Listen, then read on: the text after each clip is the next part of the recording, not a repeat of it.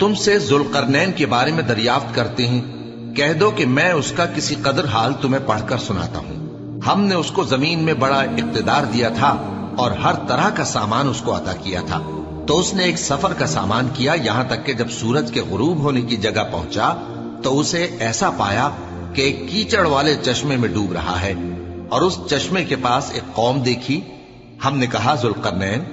تم ان کو خواہ تکلیف دو خواہ ان کے بارے میں بھلائی اختیار کرو، دونوں باتوں کی تم کو قدرت ہے۔ ذوالقرنین نے کہا کہ جو کفر و بد کرداری سے ظلم کرے گا اسے ہم سزا دیں گے،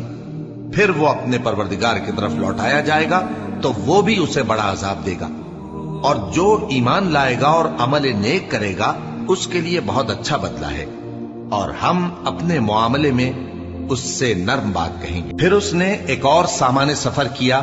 یہاں تک کہ سورج کے طلوع ہونے کے مقام پر پہنچا تو دیکھا کہ وہ ایسے لوگوں پر طلوع ہوتا ہے جن کے لیے ہم نے دھوپ سے بچاؤ کی کوئی اوٹ نہیں بنائی تھی۔ حقیقت یوں ہی تھی، اور جو کچھ اس کے پاس تھا ہم کو سب کی خبر تھی۔ پھر اس نے ایک اور سفر کا سامان کیا، یہاں تک کہ دو اونچے سیدھے پہاڑوں کے درمیان پہنچا تو دیکھا کہ ان کے اس طرف کچھ لوگ ہیں کہ بات کو سمجھ نہیں سکتے۔ ان لوگوں نے کہا کہ اے ذوالقرنین، یاجوج اور ماجوج اس علاقے میں فساد کرتے رہتے ہیں، بھلا ہم آپ کے لیے خرچ کا انتظام کر دیں کہ آپ ہمارے اور ان کے درمیان ایک دیوار کھینچ دیں۔ ذوالقرنین نے کہا کہ خرچ کا جو مقدور اللہ نے مجھے بخشا ہے وہ بہت اچھا ہے، تم مجھے قوت بازو سے مدد دو، میں تمہارے اور ان کے درمیان ایک مضبوط رکاوٹ بنا دوں گا۔ تم لوہے کے بڑے بڑے تختے میرے پاس لاؤ۔ چنانچہ کام جاری کر دیا گیا، یہاں تک کہ جب اس نے دونوں پہاڑوں کے درمیان کا حصہ برابر کر دیا اور کہا کہ اب اسے دھوکو، یہاں تک کہ جب اس کو دھونک دھونک کر آگ کر دیا تو کہا کہ اب میرے پاس تانبا لاؤ کہ اس پر پگھلا کر ڈال دوں۔ پھر ان میں یہ قدرت نہ رہی کہ اس پر چڑھ سکیں اور نہ یہ طاقت رہی کہ اس میں نقب لگا سکیں۔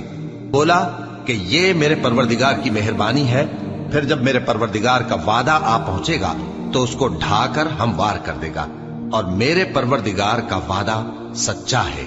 اس روز ہم ان کو چھوڑ دیں گے کہ روئے زمین پر پھیل کر ایک دوسرے میں گھس جائیں گے، اور سور پھونکا جائے گا تو ہم سب کو جمع کر لیں گے، اور اس روز ہم جہنم کو کافروں کے سامنے لائیں گے، جن کی آنکھیں میری یاد سے پردے میں تھیں اور وہ سننے کی طاقت نہیں رکھتے تھے۔ اب کیا کافر یہ خیال کرتے ہیں کہ وہ میرے بندوں کو میرے سوا اپنا کارساز بنائیں گے تو میں خفا نہیں ہوں گا؟ ہم نے ایسے کافروں کے لیے جہنم کی مہمانی تیار کر رکھی ہے۔ کہہ دو کہ ہم تمہیں ایسے لوگ بتائیں جو اعمال کے لحاظ سے بڑے نقصان میں ہیں۔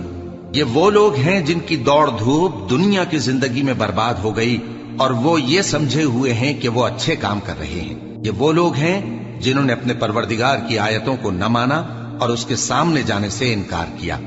تو ان کے اعمال ضائع ہو گئے، سو ہم قیامت کے دن ان کے لیے کچھ بھی وزن قائم نہیں کریں گے۔ یہ ان کی سزا ہے یعنی جہنم، اس لیے کہ انہوں نے کفر کیا اور ہماری آیتوں اور ہمارے پیغمبروں کی ہنسی اڑائی۔ جو لوگ ایمان لائے اور عمل نیک کیے ان کے لیے بہشت کے باغ بطور مہمانی ہوں گے،